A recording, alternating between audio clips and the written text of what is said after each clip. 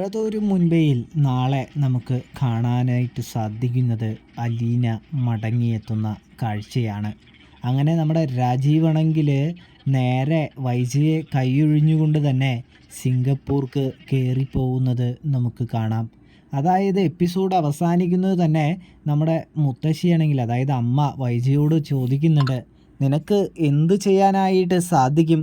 ബാലചന്ദ്രൻ അലീനയെ ഇവിടെ താമസിപ്പിച്ചാൽ നിനക്കൊന്നും ചെയ്യാനായിട്ട് സാധിക്കില്ല മോളെ എന്ന് പറയുമ്പോൾ, എനിക്കെല്ലാം ചെയ്യാൻ സാധിക്കുമേ.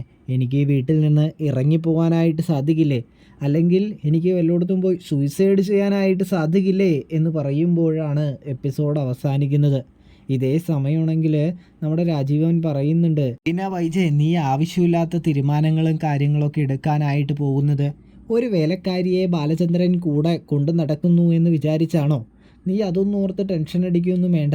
അവർ രണ്ടുപേരും തമ്മിൽ തെറ്റായ ഒരു വേർവിട്ട ബന്ധമോ കാര്യങ്ങളോ ഒന്നും ഉണ്ടാവാനായിട്ട് പോകുന്നില്ല എന്ന് പറയുന്നത് നമുക്ക് കാണാം. ഇതേ സമയമാണെങ്കിൽ അത് ഏട്ടന് പറയാനായിട്ട് സാധിക്കുമോ എന്ന് ചോദിക്കുന്നു. അപ്പോൾ നമ്മുടെ ഏട്ടനൊന്നും പറയുന്നില്ല. ഇത് അമ്മയും ബാക്കിയുള്ളവരൊക്കെ പറഞ്ഞതല്ലേ, എനിക്ക് അങ്ങനെ ഒരു അഭിപ്രായമോ കാര്യങ്ങളോ ഒന്നുമില്ല എന്ന് പറയുന്നു. എൻ്റെ വൈജയ്, നീ ഇങ്ങനെ എന്തിനാ ഇങ്ങനെ വാശി കാണിക്കുന്നേ?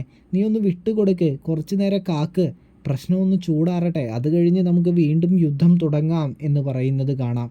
എന്തായാലും ഞാൻ ഏട്ടനൊക്കെ ഒന്ന് ആലോചിച്ചിട്ട് അടുത്ത് തന്നെ ഒരു തീരുമാനം അറിയിക്കാം, ബാലചന്ദ്രനയോടും പറയാം എന്ന് പറഞ്ഞുകൊണ്ട് തന്നെ നമ്മുടെ വൈജയുടെ ആങ്ങള സിംഗപ്പൂർക്ക് വണ്ടി വിടുന്ന കാഴ്ച കാണാനായിട്ട് സാധിക്കും. ഇവിടെയാണെങ്കിൽ നമ്മുടെ ബാലചന്ദ്രനാണെങ്കിൽ കൃഷ്ണമോളെയും അലീനയെയും കൂട്ടി തിരികെ തൻ്റെ കടപ്പാട്ടൂർ വീട്ടിലേക്ക് പോകാനായിട്ട് ഉറച്ച തീരുമാനമെടുക്കുന്നു. താനെന്തിന് മാറി നിൽക്കണം? താനെന്തിന് ഈ ഹോം സ്റ്റേയിലൊക്കെ വന്ന് നിൽക്കണം? അതിൻ്റെ യാതൊരു ആവശ്യമോ കാര്യമോ ഒന്നുമില്ല.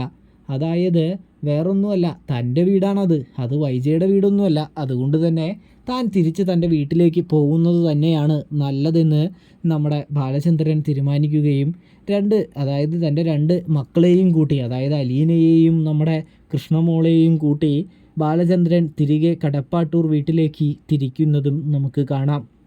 ഇതേ സമയമാണെങ്കിൽ നമ്മുടെ ബാലചന്ദ്രൻ്റെ മോളിങ്ങനെ ഇറയത്ത് അവളുടെ കാമുകനുമായിട്ട്, അതായത് ഉമ്മറത്ത് അവളുടെ കാമുകനുമായിട്ട് ഇങ്ങനെ സംസാരിച്ച് സല്ലപിച്ചുകൊണ്ടിരിക്കുകയായിരിക്കും.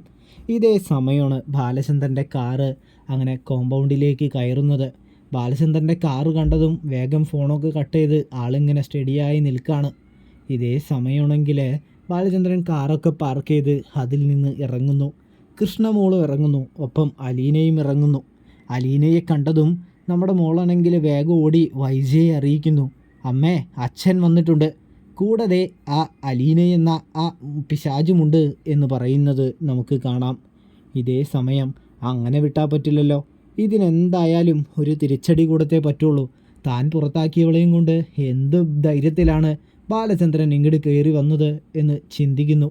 അപ്പോഴേക്കും നമ്മുടെ ബാലചന്ദ്രനും കൃഷ്ണമോളും അകത്തേക്ക് പ്രവേശിക്കുന്നു. ഇതേ സമയമാണെങ്കിൽ അലീനെ കയറി വാ എന്ന് പറഞ്ഞുകൊണ്ട് തന്നെ ബാലചന്ദ്രൻ വിളിക്കുന്നത് നമുക്ക് കാണാം. അപ്പോഴതാ അലീനയും കയറി വരുന്നു. ബാലചന്ദ്ര, നിങ്ങൾ എന്താ ഈ കാണിക്കുന്നത്? നിങ്ങൾക്ക് എന്തു തോന്നിവാസവും കാണിക്കാമെന്നാണോ എന്ന് ചോദിക്കുന്ന വൈജ. അതെ, ഇത് എൻ്റെ വീടാ, കൊല്ലപ്പള്ളിയിലെ നിൻ്റെ വീടല്ല, ഇത് കടപ്പാട്ടൂരിലെ എൻ്റെ വീടാണ് എന്ന് ബാലചന്ദ്രൻ പറയുന്നു. ഇവിടെ എന്ത് ചെയ്യണം എന്ത് ചെയ്യണ്ട എന്നൊക്കെ ഞാനാണ് തീരുമാനിക്കുന്നത് വൈജയ്, അല്ലാതെ നീയല്ല, അത് നീ എപ്പോഴും ഓർമ്മയിൽ വെച്ചോളൂ എന്ന് പറയുന്നു. അല്ല, ഇനി ഞാൻ നിന്നോടൊരു കാര്യം പ്രത്യേകിച്ച് എടുത്തു പറയാം. അലീന ഇനി ഇവിടുത്തെ വേലക്കാരിയോ സർവൻ്റോ ഒന്നുമല്ല. അലീനയെ ഞാൻ എൻ്റെ മകളായി ഏറ്റെടുത്തിരിക്കുന്നു. അതുകൊണ്ട് തന്നെ ഇവരെ പോലെ തന്നെ തുല്യ അവകാശം അലീനയ്ക്കും ഈ വീട്ടിലുണ്ട് എന്ന് പറയുന്നത് നമുക്ക് കാണാം. ഇതേ സമയം ബാലചന്ദ്രൻ പറയുന്നുണ്ട്, നിനക്ക് അലീനയുമായിട്ട് ഒരു പ്രശ്നവുമില്ലാതെ അവളെ സ്നേഹിച്ച് ഒരു ധാരണയിൽ പോകാൻ പറ്റുമോ ഇല്ലയോ എന്നാണ് ഞാൻ നിന്നോടിപ്പോൾ ചോദിക്കുന്നത്. പറ്റുമെങ്കിൽ നമുക്ക് സന്തോഷത്തോടെ തന്നെ ഒരുമിച്ച് മുന്നോട്ട് പോകാം, ഇല്ലെങ്കിൽ എന്ന് ഇങ്ങനെ ഒരു സ്റ്റോപ്പിട്ട് നിൽക്കുമ്പോഴേക്കും വൈജ പറയുന്നുണ്ട്, പറ്റില്ല, എനിക്ക് അതിന് ഒരിക്കലും സാധിക്കില്ല. ഞാനും ഒരു വേലക്കാരിയും തമ്മിൽ ഇങ്ങനെ ഒരു തട്ടിൽ നിന്ന് പോകാനായിട്ട് സാധ്യമല്ല എന്ന് പറയുമ്പോൾ, എങ്കിൽ വൈജയ് നീ ഒന്ന് തീരുമാനിച്ചോ, ഇത് നിൻ്റെ നല്ലതിനൊന്നുമല്ല. അതായത് എന്തായാലും നീയപ്പം ഈ കടപ്പാട്ടൂർ വീട്ടിൽ നിന്ന് കൊല്ലപ്പള്ളിയിലേക്ക് പോകാനുള്ള എല്ലാ സാധ്യതയും ഉണ്ട് എന്ന് ബാലചന്ദ്രൻ പറയുന്നു. ഇവളെ ഇനി വേദനിപ്പിച്ചാൽ നിങ്ങളെല്ലാവരും കാണാൻ പോകുന്നത് നിങ്ങളുടെ അച്ഛൻ്റെ മുഖമായിരിക്കില്ല, അത് നിങ്ങളുടെ അച്ഛൻ്റെ വേറൊരു മുഖമായിരിക്കും. അതുകൊണ്ട് തന്നെ ഇനി അലീനയോട് എന്തെങ്കിലും സംസാരിക്കുമ്പോഴോ പെരുമാറുമ്പോഴോ 100 വട്ടം ചിന്തിക്കണം എന്ന് പറയുന്ന ബാലചന്ദ്രനെ നമുക്ക് കാണാം. പ്രിയ പ്രേക്ഷകരെ, പ്രിയ കൂട്ടുകാരെ, അങ്ങനെ അലീനയെയും കൊണ്ട് ബാലചന്ദ്രൻ അലീനയുടെ, അതായത് അമ്മയുടെ മുറിയിലേക്ക് പോകുന്നു. ഇതേ സമയം അമ്മയാണെങ്കിൽ പറയുന്നുണ്ട്, ബാലചന്ദ്ര നിനക്കെന്താടാ നാണമില്ലേ, ഒരു വേലക്കാരിയെയും കൊണ്ട്, അതായത് ഈ പെൺകുട്ടിയെയും കൊണ്ട് റിസോർട്ടിലൊക്കെയാണോ താമസിക്കുന്നത്, നിനക്കത് തെറ്റായിട്ട് തോന്നുന്നില്ലേ മോനെ എന്ന് ചോദിക്കുമ്പോൾ, അമ്മേ എന്നെ പറഞ്ഞ് പഠിപ്പിക്കാനോ തിരുത്താനോ ഒന്നും വരണ്ടാരും, എനിക്കറിയാം ഞാൻ ചെയ്യുന്നത് ശരിയാണോ തെറ്റാണോ എന്ന്. നിങ്ങൾക്കൊക്കെ അഭിപ്രായം പറയാം, പക്ഷേ എൻ്റെ വീട്ടിൽ നടക്കില്ല.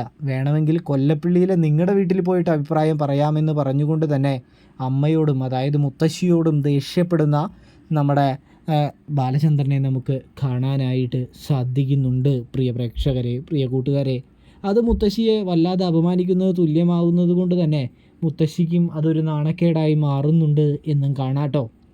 ഇവിടെയാണെങ്കിൽ നമ്മുടെ അലീന ആ മുറിയിലേക്ക് ചെല്ലുമ്പോൾ മുത്തശ്ശിയാണെങ്കിൽ അലീനയോട് പിന്നെ വലിയ പെരുമാറ്റമോ വലിയ സ്നേഹമോ ഒന്നും പ്രകടിപ്പിക്കുന്നുമില്ല എന്ന് കാണാം. അങ്ങനെ ഇരിക്കുമ്പോഴാണ് നമ്മുടെ കൃഷ്ണമോള് വൈദ്യരുടെ അടുത്തേക്ക് ചെല്ലുന്നത്. അമ്മ അലീന ചേച്ചിയെ സ്നേഹിക്കുന്നത് തന്നെയായിരിക്കും അമ്മയ്ക്ക് നല്ലത് എന്ന് പറയുന്നു. ദേ കൃഷ്ണമോളെ, നീ എന്നെ വെറുതെ ദേഷ്യം പിടിപ്പിക്കാനോ പ്രാന്ത് പിടിപ്പിക്കാനോ വരണ്ടാട്ടോ. ഞാൻ എന്തിനാ അവളെ സ്നേഹിക്കണം, അവളെ സ്നേഹിക്കേണ്ട ഒരു കാര്യമില്ലാന്നേ എന്ന് പറയുമ്പോൾ, അച്ഛനുമായിട്ട് അധികം യുദ്ധത്തിന് പോവാതിരിക്കുന്നത് തന്നെയായിരിക്കും അമ്മയ്ക്ക് ഏറ്റവും നല്ലത്. കാരണം വേറൊന്നുമല്ല, അച്ഛനുമായിട്ട് അമ്മ യുദ്ധത്തിന് പോയി കഴിഞ്ഞാൽ അമ്മ പരാജയപ്പെടുകയേ ഉള്ളൂ എന്ന് പറയുന്നത് നമുക്ക് കാണാം. ഇതേ സമയമാണെങ്കിൽ നമ്മുടെ വൈജ, ഞാൻ പരാജയപ്പെടുന്നോ, ഈ വൈജ ഒരിക്കലും പരാജയപ്പെടില്ല എന്ന് പറയുമ്പോൾ, ഈ കാര്യത്തിൽ അമ്മ പരാജയപ്പെട്ടിരിക്കും. കാരണം ഈ കാര്യത്തിൽ 100% ശരിയും അച്ഛൻ്റെ ഭാഗത്താണെന്ന് കൃഷ്ണമോൾ പറഞ്ഞിട്ട് അമ്മ അച്ഛനോട് മാപ്പ് പറയുന്നതാണ് നല്ലതെന്ന് പറയുന്നത് കാണാം. അവിടെ നിന്ന് കൃഷ്ണമോൾ പോകുന്നു. ഇതേ സമയം വൈജ ഒരു ഉറച്ച തീരുമാനമെടുക്കുന്നു.